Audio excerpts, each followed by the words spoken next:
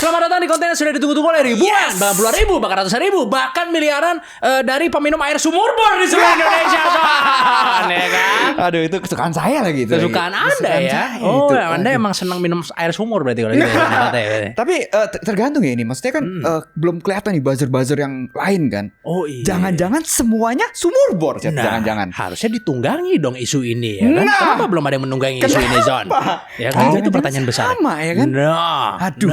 Aduh, kita mesti tunggu aja berarti ya kayak gitu kita ya. Kita mesti lihat gitu ya. Lihat situasinya. Nanti apakah ya KDM ini membuka tabir ini ya rahasia besar dari industri apa namanya pangan gitu ya, FMCG gitu ya. Atau ternyata semuanya begitu ternyata. Ntar tiba-tiba keluar air mineral baru kan.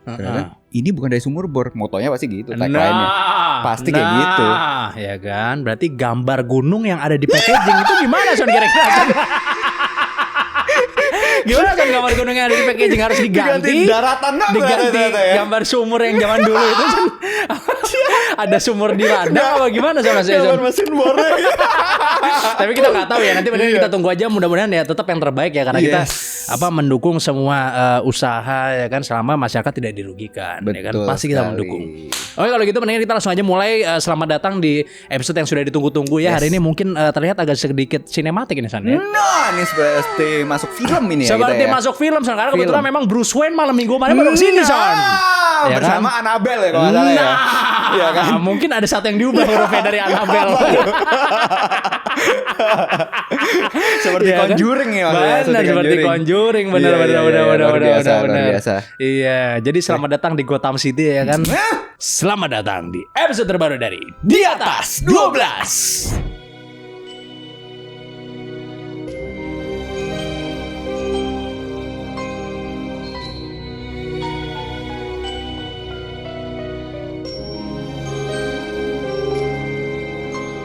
Lu tahu nggak olahraga populer yang ternyata satanik, Son? Emang ada sih? Ada dong. Jadi belakangan ini lagi banyak banget konspirasi yang bilang kalau olahraga baseball ini, Son, diduga punya banyak unsur satanis di dalamnya. Kok bisa gitu? Yang pertama nih Son ya, paling kelihatan tuh dari lapangannya sebenarnya. Kalau lo perhatiin lapangan dari baseball ini, bentuknya kan kayak huruf V gitu ya, dengan bentuk diamond di tengah-tengahnya. Terus ada bulat-bulatnya juga, which is itu adalah tempat dari pelemparnya atau pitcher dibilangnya kan. Biasa aja kan? Tapi menurut para konspirasi teoris enggak, Son. Karena kalau dilihat-lihat, ternyata bentuk lapangan baseball ini mirip banget sama logo Freemason, Son. Oh iya juga ya. Which is adalah kompas dengan mata all-seeing eye di tengahnya. Dan bisa dibilang, Son, olahraga lain yang memiliki lapangan berukuran besar biasanya pasti hampir selalu persegi. Contohnya kayak sepak bola ya kan, basket, tenis, American football, semuanya persegi kan. Jadi maksudnya olahraga dengan lapangan besar yang bentuknya bukan persegi atau persegi panjang, itu salah satunya cuma baseball doang, Son. Yang kedua nih, Son, salah satu pendiri dari olahraga kesukaan rakyat ini itu ada yang bernama Alexander Cartwright. Dan ternyata, Son, si Alexander ini itu adalah anggota dari Lebanon Lodge number 191 yang ternyata adalah sebuah loji Freemason yang berlokasi di New York, Son. Dia ini bukan cuma pendiri baseball biasa ya, karena dia ini juga ikut serta dalam membuat peraturan yang sekarang dipakai di olahraga baseball modern. Dan salah satu aturan yang dia bikin adalah bentuk lapangannya, Son. Selain itu, angka-angka yang dipakai di dalam baseball kayak 3 strikes, 3 outs, 9 inning, 9 posisi lapangan, 27 outs, dan 81 games home atau away, itu semuanya identik dengan angka sakral di Freemasonry, Son. Karena angka 3 dan angka 9 itu punya makna simbolis yang kuat, di mana angka 3 itu merupakan lambang dari Trinitas, yaitu adalah pikiran, jiwa, dan roh. Sedangkan angka 9 itu merupakan simbol dari Trinitas karena 3 kali 3 sama dengan 9, Son. Terus habis itu angka 9 itu merupakan digit tunggal terakhir, Son. Karena habis 9 kan 10 kan. Jadi 2 digit udahan.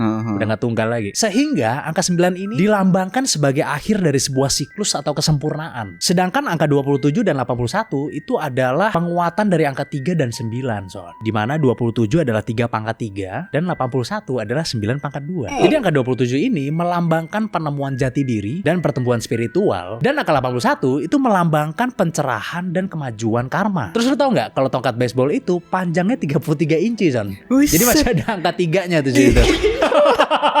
Gila. Dan lu tau gak beratnya berapa, Son? Berapa? 3 Satu kilo? tongkat baseball tuh beratnya berapa tau gak? Yang 3 kilo. 33 ons, Son. Gila ya. Terus banyak juga yang berteori kalau cara mainnya baseball ini tuh kayak ritual Freemason, Son. Dimana pemukul melambangkan jiwa individu, pelempar melambangkan kekuatan yang menguji jiwa, dan abis bola kepukul, itu kan si pemukulnya kan harus ngelilingin base tuh. Nah itu disebut seakan-akan melambangkan perjalanan spiritual gitu, Son. Muternya itu. Sama satu lagi nih, Son, nih. Kadang-kadang kalau misalnya lu perhatiin rumput di lapangan baseball itu dipotongnya kan suka pakai pola-pola gitu ya. Jadi nggak kayak rumput sama gitu. Ada pola-polanya lah, ada yang hijau muda, hijau tua, hijau biasa gitu, kayak lapangan bola. Pola-polanya ini kalau menurut para konspirasi teoris nih, Son, itu terlihat seperti papan catur, Son, yang merupakan salah satu lambang dari Freemasonry juga, ya kan? Iya. Tapi ya sekali lagi ini cuma teori konspirasi dan mungkin agak sedikit cocok logi nih ya, Son ya. Jadi tolong jangan ditelan mentah-mentah 100% ya. Gimana menurut kalian? Mungkin apa enggak sih kira-kira baseball ini merupakan olahraga yang satanik? Tulis di komen. Iya, tapi dibilang cocok lagi emang cocok banget sih. Cocok banget kan? Cocok banget sih, gila ya, sih. walaupun angka-angkanya tadi rada-rada sih, kayak 81 dipaksain 9 pangkat 2 gitu. Tapi kan, 27 3 pangkat 3 gitu kan. Iya sih, kan 9 kali 9 juga 81 ya kan. Iya, ini makanya. 9 kali 3 juga 27 kan. Iya, padahal 81 3 pangkat 4 juga bisa kan. Tetap 3 3 pangkat juga 4 sih. 81 juga. Iya. Tapi tetap angka 3 juga sih. Iya Iya sih. Kelipatan 3 juga Iya, sih. benar. Gila ya. Enggak, masalahnya yang jadi masalah nih. Salah satu orang berpengaruh yang menemukan olahraga baseball ini itu memang terdaftar di sebuah loji di New York, Son. Emang dia Freemason gitu. Tapi gue baru tahu loh, baseball itu dari Amerika ya? Dari Amerika. Gue kira Jepang kan? Enggak lah, dari Jepang apa dari Jepang? kan yang Enggak terkenal dong. kan di Jepang ya kan? MLB itu Jepang Igo kan sih? itu Igo kalau di Jepang tuh kan. Lo tau Igo nggak kan? Yang mainnya gini naranya. Go. Itu dari Jepang tuh. Iya, itu dari Jepang. Enggak lah, dari Amerika lah. Dari Baseball lah. Amerika ya? Dari Amerika lah. Terkenalnya malah Jepang ya, aneh banget ya. Kok terkenal sama Jepang? Ya terkenal ya Amerika lah, gimana sih? MLB New York itu- Yankees emang apaan? Oh, sih iya. Kira tim Goblok. American football ya, New York Yankees ya pasti ya. Iya. New York Yankees kan bener tim juga baseball, ya. gimana sih? Lah itu Yang MLB, brand MLB itu MLB. apa? Ya Amerika Major League Baseball kan? Itu Jepang atau dunia ya? Ya Amerika, Atau Amerika ya? lah. Amerika Amerika ya? lah. MLB Major League Baseball. Iya, Tapi- dari Amerika ya kan. Masalahnya gini, mungkin kalau yang angka-angka gue nggak tahu deh. Tapi kalau yang lain-lain bisa jadi, gue bilang bisa jadi aja. Soalnya emang bener kan, lapangan yang besar itu jarang banget yang nggak persegi panjang. Coba lu kepikiran nggak apa? Olahraga gitu. Iya, nggak bisa. Yang baru Paling padel aja. lari doang kali, lari ya. Lari mah Lari itu kan mah bisa nggak jelas. Lingkaran kan, oval kan. Oh iya, oval. Kalau iya, kalau Nggak lari kotak ya kan? nggak kotak. Maksudnya kan. Tapi kebanyakan kan kotak olahraga yang lapangan besar gitu. Renang apa segala macam ya kan. Saya baru tahu nih. Basket. Cuman ini doang. Iya, hoki apa semuanya persegi panjang banyak kan. Gokil. Gila sih.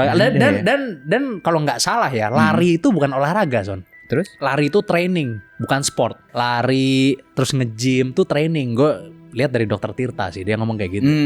Katanya itu training sebenarnya, lari apa, bukan olahraga tuh. Olahraga tuh kayak permainan gitu. Basket, bola, apa futsal segala macam, semuanya persegi kan. Semuanya iya lagi. Nggak, yang diamond apa lagi? Nggak ada. Sejenis itu ya, kasti apa segala macam. Cuma kalau base-nya 4, kalau dibikin persegi nggak bisa.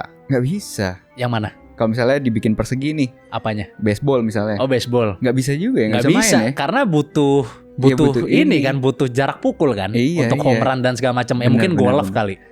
Olahraga yang nggak kotak, yang nggak persegi lapangannya. Cuma random kan kalau itu justru. Random ya, kayak Random. track kan. Ya Iya, mungkin kalau iya, F1 masuk, mungkin balapan juga sport yang nggak kotak juga kali mungkin kan. Harus ada Baca. itunya dikit, nyarong-nyarongnya dikit gitu. Ya kan kasti juga konspirasinya gitu juga ya. Kasti. Setahu gua duluan kasti deh daripada baseball. Serius? Tapi bukan kasti sih kata-katanya sih. Softball. Gue nggak tahu apa namanya. Jadi dulu di baseball itu yang gue tahu nih ya, sekali lagi ya, mungkin bisa dicek nanti. Yang gue tahu itu baseball itu dulu peraturannya, kalau lu mau nangkep orang tuh mesti nimpuk orang itu bola aja. Lo bukan emang Kayak ya? kasti kan? Ya kagak lah. Oh, mesti di tap ya? Oh iya. Enggak dong. Kalau sekarang kan ya lu tinggal lempar ke orang yang ada di Iya, tiap maksudnya base yang mesti jaga. di tap pakai tangan kan? Kalau dulu dikenain, ditimpuk, Iya, kayak kayak main kasti ya. kasti, Kayak main ya. kasti Katanya ya. gitu. Saya ingat gua sih gitu. Cuma terlalu mudah mungkin kok kayak gitu ya. Nggak tahu. Orang Pokoknya kan diubah lemparnya peraturannya. Kencang-kencangnya kayak setan juga. Jadi banyak peraturan baseball yang diubah semenjak datangnya si Alexander Cartwright ini gitu loh. Ini kita harus tanya Marianti Cartwright nanti mengenai Siapa itu. Ya kan sama-sama Cartwright, jangan kakeknya kali atau apa kan? Artis itu, Cuk. Padahal nggak tahu sih. Gitu. Jadi yang bikin rame ya gara-gara oh dia ini bagian dari Illuminati juga gitu loh. Itu udah kayak agendanya Freemason jangan kayak gitu ya. Ya bisa aja. Bisa ya. Atau mungkin dia sangat percaya dengan Freemason makanya angka-angkanya Freemason dipakai. Ya bisa aja. Oh biar laris. Kan ada yang gitu-gitu kan. Iya. Biar laris taruh angka 8 di toko. Misal kan. Lah ya kan nggak apa-apa, bebas Iya, itu pilihan sih. orang gitu loh ya kan. Bener. Ya, karena dia Bebas. kepercayaannya itu ya udah itu yang dipakai. Oh ini kan angka 3 ya kan. Iya. Nah, ada yang angka 7 misalnya. Hmm. Biar hoki pakai angka 7 misalnya. Bisa jadi bener sih ini justru sih. Iya. Nah ngomong-ngomong soal konspirasi, Chat, gue juga ada nih konspirasi. Dan ini lumayan baru nih. Tentang apa ini kira-kira nih? Tentang penyakit. Tentang penyakit ya. Tentang Waduh. penyakit. Coba ceritain. Lo tau gak sih konspirasi penyakit terbaru yang katanya dibuat sama pemerintah, Chat? Waduh, penyakit apa ini, Son? Oh, gue tahu deh. Gampang berharap sama orang baru ya, Son ya pasti. Iya kan? Ada politikus baru. Sepertinya ini harapan. No. Ya kan? Berhasil gak kira-kira? Harapannya bener gak? Gak tahu, udah ya ratusan tahun lah kira-kira kita terus berharap ya, Son ya. Tapi rakyat gak bosan-bosan tuh kayak berharap. Penyakit ini bisa dibilang sangat unik karena buat sebagian orang penyakit ini bisa sembuh cukup dengan antibiotik. Tapi buat sebagian lain ini bisa jadi penyakit seumur hidup. Penyakit hati ini, penyakit hati bukan. Penyakit hati bisa seumur hidup tuh. Katanya bisa disembuhkan waktu kan kalau itu. Itu kalau sakit hati cinta. Tapi kalau iri dengki gak bisa disembuhkan waktu, Son. Kayak nyeri, kelelahan ekstrim, bahkan kehilangan kemampuan produktif. Nama penyakitnya adalah Lyme. Lyme disease ya. Lyme disease. Pertama kali dikenali secara medis pada tahun 1975 di kota kecil bernama Lyme. Salah satu penderita yang terkenal itu adalah Justin Bieber, ya, terus Bella Hadid. Ada perdebatan besar soal apa sebenarnya Lyme disease ini. Apakah ini fisik, psikologis, atau hasil salah diagnosis? Jadi, penyakit ini disebabkan oleh bakteri Borrelia burgdorferi yang ditularkan lewat gigitan kutu. Nah, sekarang kan pertanyaannya, kalau Lyme baru muncul di tahun 1970-an, dari mana datangnya? Pasti dari pemerintah, Son. Loh. Kan siapapun pasti yang salah pemerintah pasti. Menurut riset dari Chris Newby, penulis dari buku Beaten, The Secret History of Biological Weapon and Lyme Disease, sekitar tahun 1970-an muncul 3 penyakit kutu baru secara bersamaan di sekitar kota Lyme, Connecticut. Lokasi kemunculannya tepat di seberang Pulau Plum, yang adalah pusat riset senjata biologis hewan milik pemerintah US waktu itu. Ini pasti lebih berbahaya daripada pusat grosir Cililitan pasti ya. Ya kan? Apa sama bahayanya? Nggak lebih macet sih tapi. Iya. Tergantung terhadap bensin bahayaan PGC berarti kalau gitu ya. Terhadap bensin, terhadap manusia bahayanya jauh. Iya. Karena PGC mata. Nah, dia menduga ada kemungkinan kebocoran laboratorium biologisnya. Frankenstein pasti marah mendengar ini, Zon. Kan nggak bocor kan Frankenstein. Profesor Monster kan. Dan kenyataannya, emang di tahun 1950-an sampai 1970-an, US itu punya program senjata biologis aktif sebelum akhirnya diberhentikan oleh Presiden Nixon di tahun 1969. Nah, gue bakal ceritain juga alasan lain yang bikin ini konspirasi. Polly Murray, yang seorang ibu rumah tangga di Lyme, adalah orang pertama yang melaporkan pola penyakit aneh di desanya. Tapi baru setelah 7 tahun menekan CDC, akhirnya Dr. Alan Steer dari Yale dan Dr. Willy Burgdover datang menyelidiki. Itu bukan Dr. Willy Salim ya, Zon. Kalau itu kan cepat datangnya. Mungkin 7 menit kalau Dr. Willy Salim udah datang ya, Zon. 7 tahun kan. Lama banget 7 tahun. Lama banget, maksimal 7 hari lah. No. Udah upload. Lala. Part 3. Burgdover menemukan bakteri spiroket penyebab penyakit itu dan akhirnya menamainya Borrelia burgdorferi. Tapi si Chris Newby curiga Burgdover tidak sepenuhnya jujur tentang asal-usul penyakit itu. Sampai akhirnya dalam wawancara menjelang akhir hidupnya di tahun 2013, Burgdover mengakui bahwa beberapa strain patogen dalam kutu adalah hasil rekayasa lab. Gila kan? Bahkan setelah bukunya Chris itu rilis, Chris pernah menerima email misterius tanpa pengirim. Bilang apa katanya? Cuma berisi foto-foto lama fasilitas Plum Island dari tahun 1960-an yang sampai sekarang asalnya tidak diketahui sih. Wah, Siapa pengirimnya itu? ngeri juga ya. Itu padahal penyakit yang serius juga tuh. Maksudnya banyak Serius, yang serius. kayaknya kalau nggak salah Selena Gomez juga dapet tuh autoimun nih. Selena Gomez gue lupa antara Ya, autoimun gue taunya sama Lyme disease. yang lain Avril Lavigne itu katanya kena juga. Oh kena juga ya? Iya, iya, iya. Itu kan Oh. bentukannya itu kayak apa ya? Kayak lu abis kena laser gitu loh. Lu pernah lihat nggak? Kayak kena laser. Bentukannya kayak di badan gitu kayak Heeh. kayak bekas kena laser merah-merah gitu loh. Oh kayak bekas jahitan gitu. Enggak, laser aja. Jut gitu laser. Pentagon harus bertanggung jawab kali itu tentang ini gitu ya. Kan, ya. Mungkin besarnya pemerintahan Amerika gitu ya. Iya, Nah gue ada sebuah cerita juga nih Son tentang pemerintahan Amerika juga kali ini Son. Oke. Kali ini pemerintahan Amerika nyerah sama satu orang, lu bayangin coba. Nyerah. Nyerah, ya kan? Gue ceritain nih ya, seru banget nih. Lu tahu nggak sih ada orang yang saking jagonya malusin duit, pemerintah sampai nyerah sama dia Son. Nyerah. Bener Son, bahkan sampai angkat tangan katanya Son, walaupun belum bintang 5 katanya. Gitu. Dengerin ya. Oke. Jadi orang yang gue ceritain ini itu bernama Frank Bourassa. Jadi si Frank ini itu adalah orang Quebec, Kanada. Dia tadinya adalah seorang pengusaha pabrik rem mobil. Sebetulnya bisnisnya cukup sukses Son, tapi sayangnya nggak bertahan lama karena dia kena banyak tekanan gitu Son, dari hutang ya kan sama bisnis lain, dan yang terakhir pajak. Oh. Akhirnya dijual tuh pabrik remnya Son. Akhirnya setelah pabrik remnya dijual, dia mikir gitu gimana caranya bikin bisnis yang lebih gampang dan bisa langsung bikin kaya secara instan. Dia kemudian menemukan sebuah pemikiran di mana pemerintah enak juga ya, tinggal ngeprint kertas terus dibilang itu duit. Lah kenapa gua nggak gitu juga katanya. Akhirnya dia memutuskan untuk mencetak uang dolar terbaik yang pernah dibuat oleh umat manusia Son. Kenapa dia pilih US dollar padahal dia orang Kanada? Karena USD adalah salah satu mata uang paling stabil di dunia. Akhirnya Frank kemudian memutuskan untuk belajar selama 1,5 tahun buat bisa bikin uang palsu yang semirip mungkin. Dia pelajarin kertasnya pakai kertas apa, terus sistem keamanan uangnya gimana. Pokoknya semua hal tentang uang USD dipelajarin sampai hatam. Ia kemudian ngemail beberapa pabrik kertas yang ada di berbagai negara di Eropa buat nyari kertas yang sama persis sama yang dipakai US dollar. Sampai akhirnya dia menemukan sebuah pabrik di Jerman yang setuju untuk ngirimin dia kertas. Akhirnya ya dia order kertas tersebut untuk nantinya dicetak menjadi pecahan uang 20 dolar. Kalau semua kertasnya udah berhasil dicetak, dia bakalan langsung punya duit sebesar 250 juta US dollar Son. Gila, instant Paul. Satu kali order tuh. Tapi ternyata Son, dia nyetak itu bukan buat make uangnya sendiri, melainkan buat dijual sama dia ke orang-orang lain dengan harga cuman 30% dari rate US dollar yang asli Son. Jadi diskon 70%. Diskon 70%. Nggak dipakai sama dia duitnya tuh.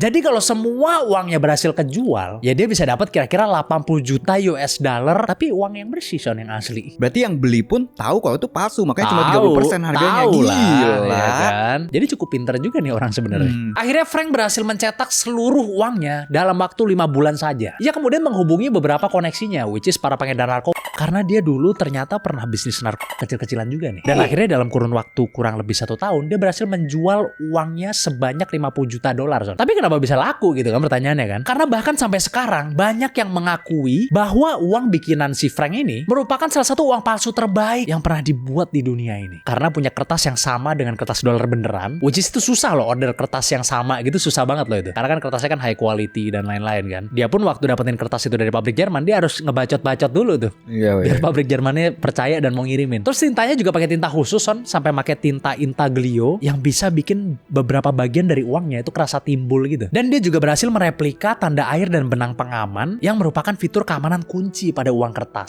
Sehingga uang palsu dari Frank ini hampir tidak terdeteksi dengan mata telanjang. Bahkan uang ini itu bisa lolos dari mesin deteksi uang palsu yang ada di toko-toko dan di bank-bank gitu Son. Bisa lolos. Saking bagusnya bisa lolos. Tapi berhubung uang palsunya masih sisa 200 juta, kan tadi baru laku 50 juta kan, maka dia terpaksa harus nyari klien baru dong. Dan disinilah dia kena Son. Karena ternyata pas dia lagi ngehubungin organisasi kriminal lainnya buat nyari klien baru, salah satu organisasi yang dia telepon itu ternyata udah disusupin polisi Son di dalamnya Son. Kena. Lagi nyamar gitu lah polisinya di dalam situ. Akhirnya ya si Frank jadi diikutin sama polisi. Terus digerebek deh dia di rumah pacarnya. Tapi lo tau gak dia ini tuh cuma ditahan berapa lama San? Berapa? Cuma 6 minggu San. Kok bisa? Nah itu dia pertanyaannya kan. Padahal kejahatannya luar biasa. 250 juta US dollar loh dicetak sama dia uang palsu. Tapi kok bisa cuma 6 minggu kan? Jadi sebenarnya dia ini mau diekstradisi awalnya ke Amerika ya kan. Dan mau dipenjarain selama 60 tahun Son sama Amerika Son. Sama US Secret Service. Tapi ternyata polisi melakukan kesalahan besar Son. Apa? Karena pas awal-awal dia diikutin sama polisi, mereka tuh nggak nemu bukti kalau dia jualin uang palsunya, Son. Jadi penggerebekan yang dilakukan polisi ke si Frank itu bisa dibilang ilegal. Karena buat apa gerebek-gerebek orang tapi nggak pegang bukti kan? Itu dia. Minimal foto lah atau video gitu kan. Tapi ya ini nggak ada gitu. Hal ini membuat surat izin gerbek polisi tersebut jadi nggak sah gitu kan. Akhirnya ya itu dipakai sama si pengacaranya si Frank buat nego lah sama juri gitu. Dan juri setuju bahwa polisi tersebut salah. Akhirnya ya si Frank nggak jadi diekstradisi. Dan yang membuat dia akhirnya ditahan cuman sebentar. Walaupun si Frank ini masih terus dipanggil ke pengadilan sih sebenarnya. Karena ya kasusnya kan masih bergulir gitu, belum selesai. Sampai akhirnya dia sadar, Son. Uang palsu dia yang sisa 200 juta itu masih aman, masih belum ketahuan sama polisi, bahkan sampai sekarang gitu kan. Gila. Masih di gudangnya dia ya. Iya, di tempat tersembunyi lah pokoknya. Iya. Jadi walaupun dia di penjara, bukti uang yang 200 juta itu belum ketemu. Wah, pinter emang nih orang nih. Akhirnya dia nawarin ke pengadilan, Son, ya kan, gue bakal serahin uang palsu gue yang 200 juta dolar itu kalau gue nggak dihukum, Son. Tentunya itu bikin pemerintah mikir gitu kan. Karena kalau sampai uang 200 juta US dollarnya itu kesebar ke orang-orang dan dipakai gitu ya, maka mata uang mereka bisa rusak dong. Akhirnya ya setelah diskusi panjang antara pengacara si Frank sama jaksa penuntut, mereka akhirnya sepakat, Son, untuk melepaskan si Frank ini. Diampuni, dipardon. Asalkan Frank ngasih tahu, Son, di mana duit 200 juta US dollar sisanya ditaruh sama dia. Jadi ternyata duit palsunya itu disembunyiin di dalam sebuah truk gede gitu, Son. Truknya tuh ditaruh di parkiran apartemen gitu lah. Ya udah, akhirnya diambil sama polisi. Kan udah ditunjukin sama dia, di situ tuh uangnya. Uangnya diambil sama polisi, disita, si Frank Bourassa bebas, Son. The end. Kirain maksudnya tadi nyerah kayak, wah nih orang licin nih gak ketemu-temu gitu. Ternyata emang dibebasin ya. Emang dibebasin. Setelah ya deal-dealannya itu disepakati kan. Lo mau gak nih uang 200 juta US dollar ya gue tunjukin, tapi ya gue dilepasin ya gitu. Karena tekanan dari Amrik juga kali mungkin. Kan itu kan dolar soalnya kan, US dollar kan. Benar. Dia kan orang Kanada. Dihukumnya di Kanada. Iya. Tapi pas digerebek itu, yang ikut tuh yang gerebek tuh bukan polisi Kanada doang. Tapi ada US Secret Service juga yang datang. Gitu. Sampai diikutin dari helikopter gitu dia sebelum digerebek. Tapi nggak ada bukti sama sekali yang dibawa sama polisi kalau dia itu melakukan pelanggaran gitu loh. Sebelum digerebek rumahnya, pas digerebek rumahnya ketemu ada bukti. Uang senilai berapa? 900 ribuan dolar apa nggak salah. Oke. Uang palsu tuh ketemu di ininya dia, di apa namanya, tempat ceweknya itulah pokoknya. Ketemu lah pokoknya, ya kan. Tapi ya sebelum gerebek itu nggak ada buktinya. Itu dipakai sama pengacaranya. Kok bisa Anda menggerebek padahal nggak ada buktinya gitu. Warannya nggak ada kan? Nggak ada. Kan harus pakai surat izin kan. Kalau misalnya mau gerebek kan. Iya, properti kan, private property. Bener. Kan? Dan di luar negeri seperti Amerika dan Kanada sangat serius menangani hal tersebut gitu loh. Sampai yang di film Breaking Bad aja, sampai masuk mobilnya nggak berani kan? Iyalah. Yang camper van-nya itu kan? Iyalah. Sampai nggak berani masuk ke situ. Iyalah, mana izinnya gitu kan? Iyalah. Gitu. Karena di Amerika ini kan, dia warganya juga boleh megang senjata. Dan kalau orang masuk ke teritorinya dia tanpa disetujui itu boleh ditembak. Iya.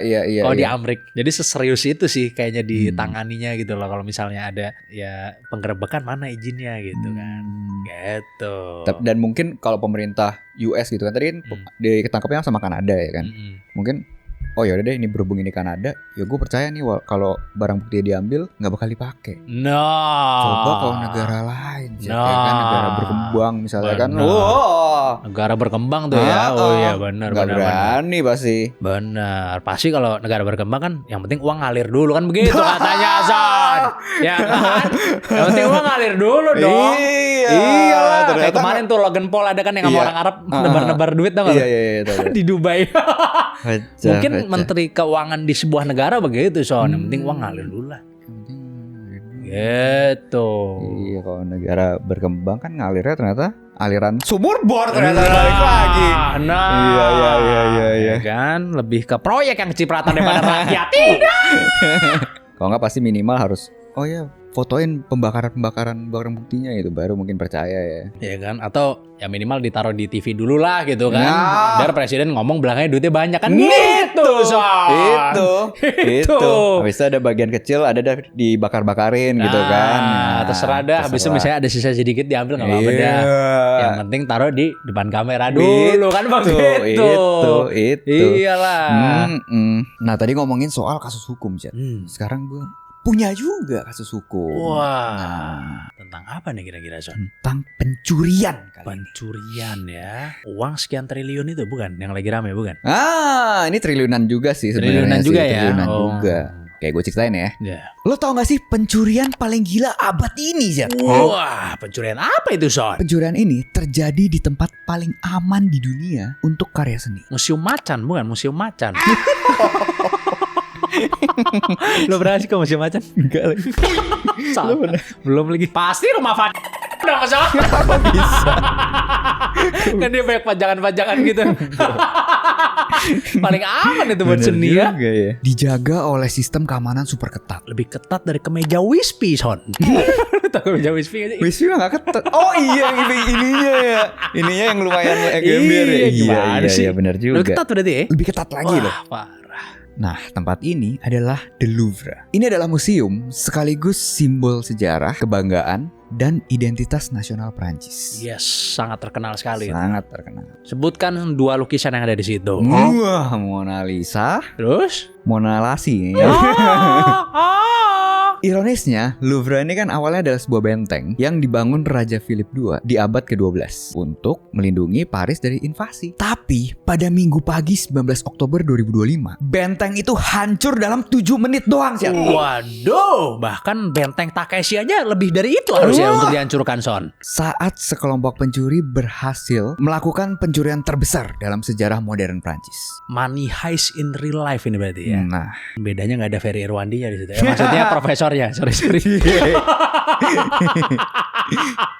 pencurian ini terjadi di Galeri de Apollon, ruangan megah yang menyimpan permata mahkota Prancis. Dan letaknya ini hanya 250 meter dari lukisan Mona Lisa. Jadi benar-benar di jantung museum ini. Makanya ruangan ini kan pasti dipenuhi turis, kaca tebel, sensor getaran juga ada, dan alarm otomatis. Tempat yang kelihatannya mustahil gitu buat dirampok kan. Makanya ketika perampokan ini terjadi, semua orang kaget. Udah kayak film Ocean 11. Makanya ada meme-nya Ocean 7 Minutes. Oh, karena 7 menit doang udah 7 menit bobol doang. ibaratnya gitu ya pertahanannya ya. Perampok ini pinternya milih waktu di Minggu pagi saat museum paling sepi dan waktu respons paling lambat. Jadi mereka itu menyamar jadi pekerja konstruksi dengan rompi kuning khas Prancis, ngebawa basket lift jadi alat pengangkat pekerja, dan mereka parkir di area renovasi museum, lokasi yang tidak mencurigakan untuk alat berat. Nah, sekitar jam 9.30 pagi, 3-4 orang naik lift ke lantai 2, kemudian ngebuka jendela dengan blowtorch dan gergaji mesin kecil. Nah, begitu masuk, mereka langsung menuju ke 2 kotak khusus gitu, yang nyimpen perhiasan dengan nilai tertinggi. Dalam waktu 4-7 menit, mereka berhasil motong kaca pengaman dengan gerinda, kemudian mengambil semua perhiasan di situ. Salah satunya tiara dan bros milik Empress Eugenie, terus mahkota abad ke-19, dan perhiasan lainnya. Jadi walaupun alarm itu bunyi dan protokol keamanan itu dijalankan, waktunya cukup buat mereka kabur ke jendela yang sama. Total durasi perampokan dari masuk sampai keluar itu ya cuma 7 menit 23 detik. Wah, cepet banget ya. Bahkan lebih lama lagunya Kanye West yang Runaway itu kayaknya. Nah. Teng, Itu Teng. dia. teng, ding, ding. Lihat gak sih lagu itu? Huga aja. Itu ya 8 menit. Menit itu aja. Sampai polisi itu percaya kalau perampokan itu dilakukan oleh tim profesional internasional, bukan amatir pastinya. Jadi kita lihat aja nanti perkembangannya gimana ya. Tapi ya nggak bisa ngarep cepet juga. Benar, harus mau butuh proses gitu kan. Kan. Karena beberapa kasus pencurian museum besar baru terpecahkan 10-20 tahun kemudian, Jar. Oh, biasanya begitu ya. Setelah barang dijual ke kolektor pribadi. Oh, jadi barang udah dijual dulu, baru ntar bisa terpecahkan. Biasanya Yes. 10-20 tahun dari 20 kejadian tahun. gitu ya. Gue sempat lihat juga sih banyak tuh konten-kontennya yang kayak di Indonesia juga ada kan yang bilang kayak, wah ini barangnya udah dijual nih di Tokopedia apa di OLX apa di mana, lu tau gak sih? Itu Kalungnya warna hijau-hijau tuh. Itu dijual di Tokopedia gitu-gitu 100 juta katanya. Ya bohongan lah pastilah. Tapi ada yang bikin kontennya itu dan view-nya banyak. Kalung yang ada di Louvre itu. Awal mulai yang luar negeri ada juga bilang katanya dijual di eBay nih. Tapi harganya $100.000 apa di eBay kalau nggak salah dijualnya. Kayaknya tadi yang di post patung Iron Man kirain tadi yang Oh enggak lah, jam tangan Richard Mille kalau nggak salah di sana ada tuh. Jam tangan RM. Udah balik tapi. Udah balik. Iya. Mudah-mudahan bisa segera ketangkep ya, karena itu pasti akan menghancurkan industri seni dunia gitu ya kalau misalnya dibiarkan begitu saja ya kan. Yang punya juga jadi cuma orang-orang kaya doang kan. Kan anak-anak kan butuh juga misalnya pengen ngelihat ke museum supaya untuk jadi inspirasi, dinikmati juga belajar seni gitu kan, pengen lihat aslinya. Walaupun ya lukisan Mona Lisa yang asli nggak tahu di mana udahannya kan, jujur aja kan. Bener atau yang enggak, di Louvre itu udah bukan asli kalau menurut kepercayaan banyak orang tuh. Tapi enough lah ya soal industri seni ya. Sekarang gue mau ngomongin tentang industri game nih Son ya kan. Tentang apa nih? Gue ada sebuah cerita tentang kehancuran dari industri game di dunia Son. Bukannya kita udah bahas waktu itu? Belum bahas lah, ini lebih oke lagi pokoknya yang kita bahas kali ini ya kan. Ini dia saatnya kehancuran industri game. Nah, dengerin ceritanya. Lu tahu gak sih cerita tentang sebuah game yang ngancurin industri game dunia Son? Satu game bisa ngancurin seluruh industri? Yes, dengerin ya. Jadi gini ceritanya Son. Di awal tahun 70-an, sebuah perusahaan bernama Atari merajai dunia game di Amerika. Kalau lo tahu, mereka ini tuh yang bikin game Pong. Dan zaman dulu nih Son, kalau lo taruh mesin Pong kayak di sebuah bar gitu, itu pasti besoknya udah rame dikerubungin orang Son, pada pengen main gitu. Itu saking hype-nya game tersebut gitu ya. Jadi dari game inilah kesuksesan Atari dimulai. Hingga akhirnya di tahun 1977, Atari merilis sebuah konsol rumahan pertama yang bisa gonta-ganti kaset Son. Konsol tersebut dinamai Atari 2600. Ini jadi konsol yang revolusioner banget Son. Karena sebelumnya nggak ada konsol yang bisa gonta-ganti game gitu, kayak ya udah lu beli satu ya gamenya ya itu aja gitu, satu konsol gamenya satu gitu loh, dan gede-gede lagi kan dulu kan. Saking hype-nya konsol Atari 2600 itu bisa terjual sebanyak puluhan juta unit Son. Jadi game-game kayak Space Invaders, terus habis itu Pac-Man, Asteroids itu dimainin sama semua orang gitu. Bahkan semua anak-anak di zaman dulu itu pada ngemis ke orang tuanya yang minta Atari ini gitu. Jadi pada saat itu industri game tuh bener-bener meledak gitu Son value-nya ya kan, hingga mencapai 3,2 miliar dolar Son di tahun 1970-an tuh. Saking suksesnya Atari ini sampai dibeli sama perusahaan gede Son yang namanya Warner Communication. Tapi ternyata kesuksesan membuat mereka menjadi lengah. Karena di tahun 1982 ada sebuah film alien yang sangat hype banget, dan lo pasti tahu juga nih judulnya E.T. Atari kemudian ngelihat peluang ini dan mereka langsung mikir itu Son, kita harus segera bikin gamenya, dan game ini itu harus rilis sebelum Natal Son. Oh yes, gila. Karena kan Natal itu waktunya anak-anak ngemis gitu ke orang tuanya gitu kan. Benar. Minta dibeliin game kalau di Amerika. Kalau di sini minta diajak liburan. Bedanya itu.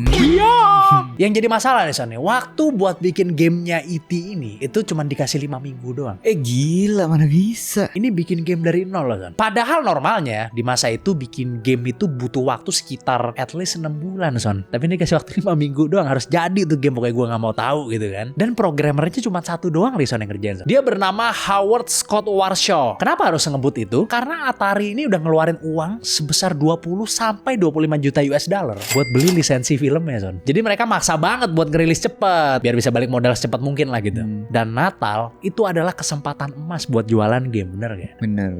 Kalau tahun depan keburu basi ya. Keburu basi nanti. Sebenarnya Howard Scott Warshaw ini itu adalah programmer yang jago, so bukan programmer bodoh gitu loh. Dia juga pernah sukses gitu bikin game buat Atari yang berjudul Riders of the Lost Ark. Tapi karena waktunya terlalu mepet, akhirnya game yang dirilis ya seadanya. Bahkan bukan seadanya lagi, tapi jelek parah Son. Banyak orang yang bilang bahwa game E.T. ini itu adalah game terjelek yang pernah dibuat manusia Son. Nama gamenya E.T. One for All bukan ya? Bukan, Merdeka kalau itu tidak. Enggak, My Hero Academia itu. All for One atau One for All. Karena emang gamenya ini gak jelas Son, bener-bener gak jelas gitu. Kayak cuman jalan-jalan, terus habis itu masuk lubang, terus keluar lubang, terus masuk lagi, terus keluar lagi Son. Tentu game ini sangat tidak menarik gitu ya, kecuali dilakukan di kehidupan nyata gitu maksudnya. Maksudnya main biliar Son. Main biliar. Benar. Yang bikin parahnya lagi deh Son, Atari tuh udah kelewat pede kalau game ini tuh bakalan laku. Karena kan ya filmnya hype banget waktu itu kan. Jadi mereka tuh langsung nyetak 4 juta cartridge Son di awal-awal. 4 juta? 4 juta kopi. Okay. Untuk Amerika doang. Padahal konsol Atari 2600 yang aktif pada saat itu cuma sekitar 10 juta unit doang Son. Dia jualannya 4 juta kaset gitu. Konsol yang dipakai aktif sama orang-orang cuma 10 juta.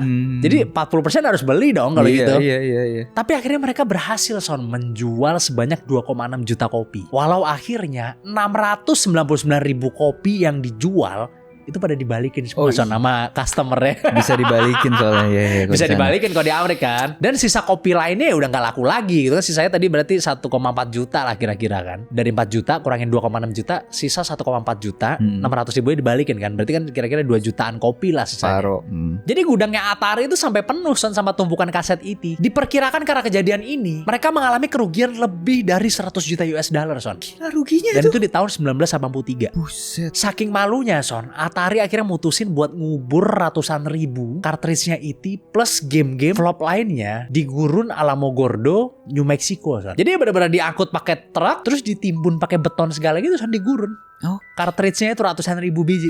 Sengaja biar orang nggak bisa ngegali lagi gitu Son. Jadi pengen dimusnahkan lah kasarannya dari muka bumi ini cartridge itu. Daripada banting harga mending dileburin aja sama dia saking malunya ya. Benar, gudang ya sayang kan, ngendok di gudang kan. Jadi awalnya orang-orang tuh ngira ini cuma cerita mitos doang Son, dimana Atari itu ngubur ratusan ribu cartridge mereka gitu. Sampai akhirnya di tahun 2014 ada sebuah tim dokumenter yang beneran ngegali ke gurun Alamogordo itu Son. Jadi beneran ngegali. Dan ternyata bener Son, mereka nemuin lebih dari 1000 cartridge game E.T. itu Son. Bahkan kalau lu lihat cartridge-nya itu masih ada yang dalam kondisi bagus. Segel gitu kali ya. Iya, tapi kehancuran dunia video game di tahun 1983 itu bukan cuma gara-gara game E.T. Jadi pada saat itu quality control dari Atari ini bisa dibilang jelek juga Son. Karena siapa aja bisa bikin game buat Atari gitu. Hal ini bikin orang-orang jadi kebingungan buat ngebedain mana game yang bagus dan mana game yang sampah. Akhirnya kepercayaan orang-orang terhadap video game langsung turun drastis gitu Son. Saking parahnya nih Son, pendapatan industri game yang tadinya 3,2 miliar itu sampai anjlok ke 100 juta dolar doang Son per tahun. Per tahun. Per tahun. Hal ini bikin orang juga jadi malas main game arcade lagi Son. Loh kenapa? Mereka lebih milih buat main game di PC. Hal ini tentunya membuat developer-developer game milih buat geser dari yang tadinya bikin game buat konsol jadi bikin game buat komputer gitu. Kayak Commodore 64 dan Apple II yang lagi naik daun. Sampai akhirnya di tahun 1985 datanglah sebuah perusahaan game dari Jepang yang tentunya ente suka juga nih. Sega atau Nintendo? Yaitu Nintendo. Oke. Nintendo datang ke Amerika dengan membawa konsol NES-nya mereka atau Nintendo Entertainment System. Tapi mereka belajar Son dari kesalahannya Atari. Jadi mereka itu cuman mau ngerilis game yang lolos standarnya mereka. Dan standarnya itu ketat gitu Son. Jadi gak sembarang perusahaan gitu bisa rilis game di konsol mereka. Dan ternyata dengan strategi ini mereka berhasil menghidupkan kembali industri video game dunia Son. Thanks to Nintendo. Nintendo. Gitu. Tadi udah mau mati itu orang-orang pada mainnya di PC gitu. Ternyata dia malah revolusioner sekali ya Nintendo ya. Nintendo ya. Atari ini dari Amerika. Atari Amerika Ya ya. kan. Padahal namanya Jepang banget ya Atari gitu ya. Iya makanya gue juga awalnya ngira dari Jepang tuh, ternyata dari Amerika. Iya, gue kira dari Amerika. Ternyata dari Amerika. Dan developer gamenya kayak Pac-Man apa segala macam tuh. Sebenarnya Pac-Man dari Jepang harusnya ya, yang gue tahu. Nggak tahu. Karena ada di filmnya ini, ada di filmnya Adam Sandler yang judulnya Pixel, lo tau gak? Oh ya. Iya kan, Iya, kan iya. ada developer Pac-Man kan di situ kan, yang Iya, harusnya ada. berewokan itu orang Jepang apa? Ada, kalau nggak salah di Jepang dah apa. Tapi pokoknya Atari ini perusahaan Amerika yang gue tahu sih. Baru tahu gue malah. Hampir aja tuh industri konsol mati lah gitu, ya kan? Karena pada saat itu PC lagi naik-naiknya juga tuh. Ya sebutnya bukan PC sih, komputer gitu ya. PC mungkin lebih ke punyanya Microsoft kali ya. Karena pada saat itu masih Apple sama Commodore 64 namanya. Apple udah ada waktu itu. Udah ada PC ya jatuhnya ya kayak waktu itu ya. Lagi naik lah pelan-pelan lah kan. Dan gamenya kan masih simple lah. Masih pixelated banget lah. Game-game 8 bit yang kan. pinball itu ini. Belum kali itu malah. Belum nyampe pinball lah, belum lah. Cah. Belum. Nggak tahu sih, gue waktu kecil udah Angry Birds sih game. Gue masih SD kelas 1 tuh mainnya Angry Birds sih gue zaman. Pas Angry Birds rilis nanti udah. Iya, kan emang dari kelas 1 udah. Enggak lah. Udah ngeliat langit-langit nanti pas Angry Birds udah rilis. Di kelas 1 main lempar-lempar burung. Nah, udah begitu di kelas 1 SD gua. Gara-gara satu game ya, sampai rontok semua habis itu ya E.T. Ya, bukan gara-gara satu game doang, tapi itu berpengaruh besar. Gamenya E.T. itu berpengaruh besar. Akhirnya langsung jebret-jebret domino ya jadinya. Domino efek karena ya siapapun bisa bikin game buat Atari pada saat itu. Akhirnya jadi ada game-game jelek gitu loh. Terus orang beli lah, kok gamenya kok jelek ya Atari, yang kena si Atari. Karena semuanya bisa bikin game di situ. Dan kan zaman dulu kan nggak ada rating ya kan yang kita bisa ngecek ratingnya berapa ya sebelum beli. Kita nggak tahu gitu. Kita mau main game kita nggak tahu. Lihat di YouTube dulu, ini nggak bisa. Nggak ada YouTube lah. Nggak ada YouTube. Iyalah. Udah gitu misalnya ada game baru misalnya yang hot banget terus udah mau Natal kan pasti semuanya berbarengan beli. Itu dia. Nggak kayak coba gue nunggu si A beli dulu deh, ntar gimana, ntar baru gue beli kalau bagus kan enggak. Semuanya pada pengen beli langsung. Kan di sana rame banget kan Black Friday kalau di sana bilang ya, yang sebelum Natal itu. Sebelum Belanja Natal. diskon gede sebelum Natal tuh Black Friday kan. Sama Boxing Day itu ya. Boxing Day kan setelah Setelah Natal dan Natal itu ya, Inggris dan Amerika. sih. Jadi. Boxing Day kan hari buat working class itu. Oh iya. Buat buruh itu. Jadi diadain acara-acara sport buat buruh-buruh yang libur biar nggak stres. Ya kan? Iyalah ntar kalau stres demo lagi katanya gitu kata orang-orang kaya Inggris. Iya, gitu. Pinter juga sih tapi ya. Itu sejarahnya begitu yang gue tahu ya. Jadi Boxing kerja Day. di spendnya pas spread Boxing Day. Kan? Iya, jadi bisa nonton bola atau apa gitu loh. Jadi ada hiburan untuk working class lah gitu. Kalau bos-bos mah tiap hari mau nonton juga bisa. Iya kan? Iya bagus tuh biar working class juga gak komplain ya. Benar, biar sama-sama happy lah gitu ya. Nah ngomong soal komplain, Chat, gue ada cerita tentang komplainan dari satu benua, Chat. Wah, benua apakah itu? Nah, ceritain ya. Ya. Lo tau gak sih Afrika lagi komplain tentang peta dunia yang udah 500 tahun menyesatkan orang sih. Loh, kok bisa, Son? Jadi peta dunia yang kita pakai sekarang itu kan namanya Mercator Projection. Nah sebenarnya Mercator itu dibuat untuk navigasi kapal Eropa di abad ke-16. Jadi bukan buat nunjukin ukuran benua yang sebenarnya. Tapi efek sampingnya bikin negara yang jauh dari Khatulistiwa membesar secara tidak proporsional. Akibatnya daerah di utara kayak Eropa dan Kanada kelihatan gede banget. Sementara yang di sekitar Khatulistiwa kayak Afrika, Indonesia, dan Amerika Selatan jadi menyusut. Nah kalau lihat di peta biasa, Eropa kelihatan segede Afrika bagian utara. Padahal aslinya Afrika 14 kali lebih besar dari Prancis dan 3 kali lebih besar dari Eropa seluruhnya. 3 kali Eropa ya. Tapi yang kita lihat ya gedean Eropa gitu ya. Iya kelihatannya gede Eropa. Jadi selama ratusan tahun anak-anak di seluruh dunia diajarin peta yang bikin Amerika dan Eropa terlihat dominan. Efeknya secara psikologis, banyak orang anggap negara-negara di Global South itu kecil dan kurang penting. Jadi perubahan peta ini bukan sekedar ilmu geografi gitu, tapi juga politik visual dan kolonialisme halus. Nah, buat negara-negara Afrika, ini bukan cuma soal gambar, tapi soal identitas dan kebanggaan. Kata salah satu pemimpin dari kampanyenya, ini bukan sekedar peta, tapi ini adalah kampanye misinformasi paling lama di dunia. Jadi intinya mereka minta semua sekolah, institusi, sampai organisasi dunia kayak PBB buat ganti peta dengan versi baru, yaitu Equal Earth Projection, yang lebih akurat soal luas permukaan bumi. Atau paling gampang ya lihat logo UN aja biar tahu kayak apa aslinya gitu. Jadi intinya sebenarnya benua Afrika itu lebih besar daripada yang ada di global gitu ya. Iya. Dan jauh lebih banyak besar. orang yang tidak tahu sehingga itu membuat orang melihat gedean Eropa. Nah, lebih dominan nih. Kan psikologis Gedean anak-anak Amerika tadi kan. misalnya gitu kan. Ya itu satu psikologis. Yang kedua tapi kan ya misleading. Informasinya tidak benar, data yang diberikan kan tidak benar berarti kan. Anak-anak belajar apa di sekolah kayak gitu kan? Mungkin Afrika mikir ke sana juga. Betul. Ya kan? Jadi harus kasih tahu yang nyatanya dong. Bahwa Afrika pasti lebih besar daripada Eropa gitu, Son, maksud gua. Nah, itu dia. Iya. Kayak Indonesia kan juga harusnya lebih gede. Gue sih setuju kalau dibenerin gua. Oh gitu. Setuju lah yang akurat dong ya kan. Itu kan buat anak-anak belajar global itu. Bener.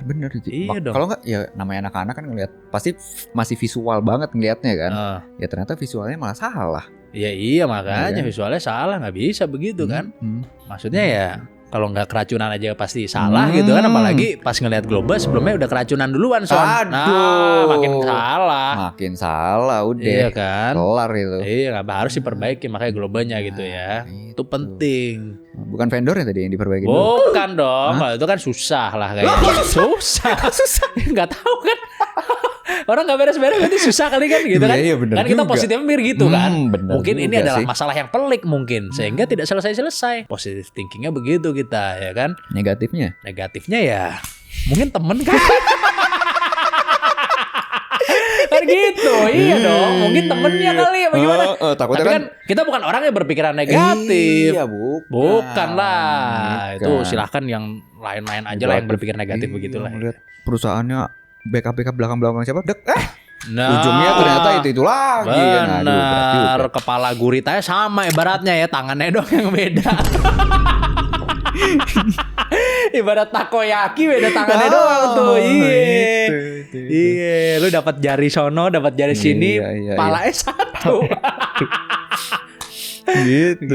Iya benar begitulah. Menurut gue itu harus diubah. Ya menurut gue kalau kayak oh ya Amerika terlihat lebih besar sehingga orang merasa lebih powerful, enggak lah kalau menurut gue lah. Gue nggak pernah merasa begitu dari kecil, nggak pernah merasa begitu. Atau apa tadi Eropa ya kan, karena besar berarti dia powerful, enggak lah. Tapi yang benar dong dengan data yang ada gitu. Kalau memang Afrika lebih luas ya itu patut diberitahu kepada anak-anak yang masih sekolah gitu. Iya. At least ngasih 2 lah ya. Yang satu buat kelihatannya satu gambar jadi gampang liatnya, satu lagi yang benar-benar versi fullnya gitu mungkin. Iya, nggak usah 2 lah, yang versi fullnya aja nggak apa-apa. Oh kalau di sekolah kan kayak atlasnya juga gede kan. Iya. Kasih aja yang benar. Iya, 1:1 kalau perlu gambarnya enggak lah.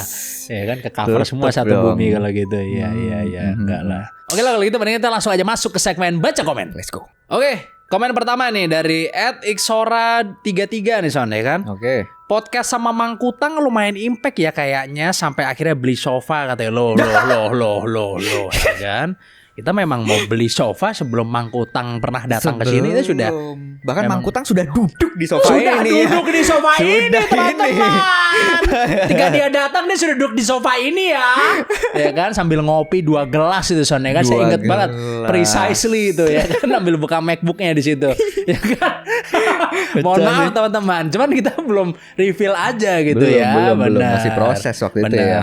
Jadi ya kita memang pengen improve aja intinya gitu ya. Iya, Pengen improve iya. lebih bagus lagi gitu ya.